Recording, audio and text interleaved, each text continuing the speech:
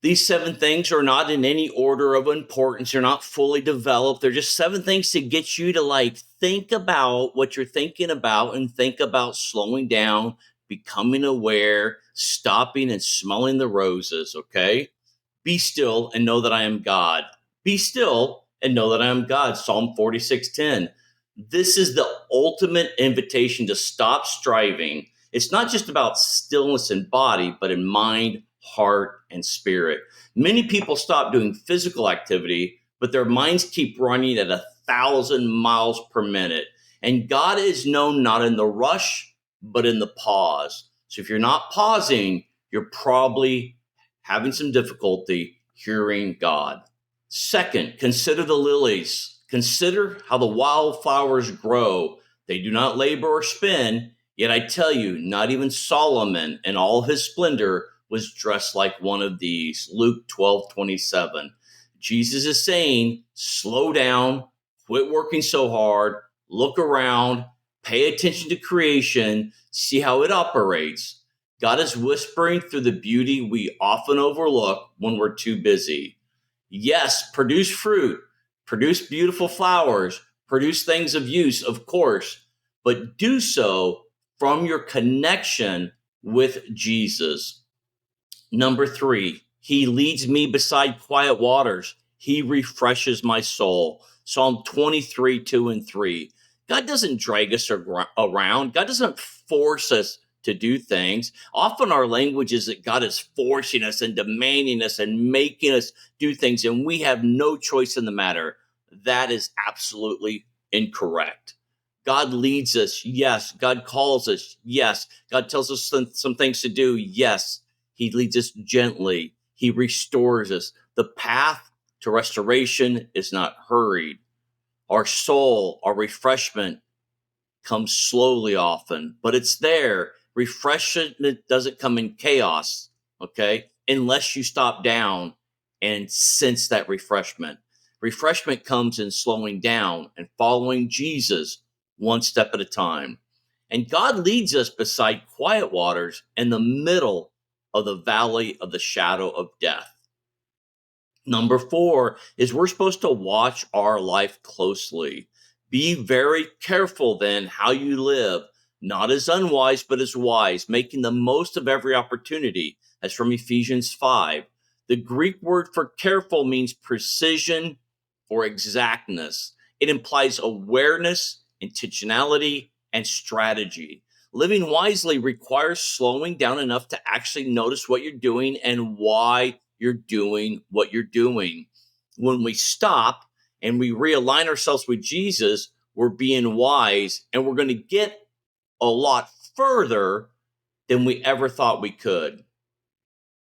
All right, number 5, Elijah. After the fire came a gentle whisper, and Elijah heard it. 1 Kings 19. God didn't speak in the earthquake or the fire, but in a whisper.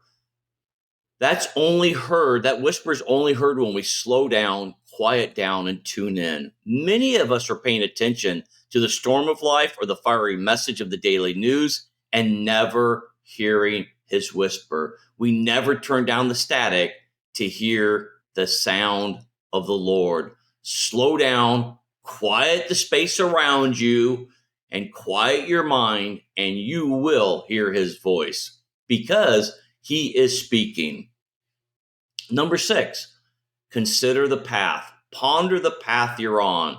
Give careful thought to the paths for your feet and be steadfast in all your ways. That's Proverbs 4. God values reflective living. God values us sitting down and going, let me think about that.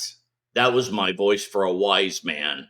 So again, God values reflective living, slowing down to ponder, to take inventory, to think about it. It is a spiritual practice that many of us don't do very well. Again, many people think that pondering, that giving careful attention to things is the only thing they have to do. They stop and they think about things and they talk about things, and that's all they ever do. This is so wrong, okay? We stop doing the good work in order to hear God and in order to re-engage in God's good work. We're stopping and pondering in order to do some work again. It's so much about us engaging in God's good work. Number 7, blessed are your eyes because they see, and your ears because they hear. That's Jesus in Matthew 13. And Jesus often spoke of those who have eyes but do not see. Noticing is a spiritual skill. Seeing beyond what you can see is a spiritual skill. Awareness is a form of grace. I have a post on my wall back here, and that says something like, God, what do you want me to know today that I cannot know on my own? It's something I pray when I go meet with people sometimes. What can I know that I can't know on my own? What can I know that I can't know with all my experience? What can I know that I can't know with all my training that I have? That only He knows. And then if I lead with that, I speak with that when I'm meeting with somebody, way better, way more powerful. Okay. It's a reminder for me to see and think about my life and the people around me from a spiritual perspective. Here is my final thought. Hurry is the enemy of intimacy with God, with others. And this is going to sound a little bit strange maybe, but hurry is intimacy even within your own soul. If you're constantly in a hurry, if you're constantly in a rush to get to the point, to get the job done, to get her done, then you will most likely miss out on the best things in life. Scripture teaches us to walk with God, not to run past Him. Hand in hand with Him, arm around Him, His arm around us. Noticing is the art of reverence, and slowing down is often the most spiritual thing you can do. All right, God bless you. If you like this, give me a thumb up, give me a like, give me a share. Be sure to follow me on Substack, on YouTube, and Facebook. God bless you. I love you.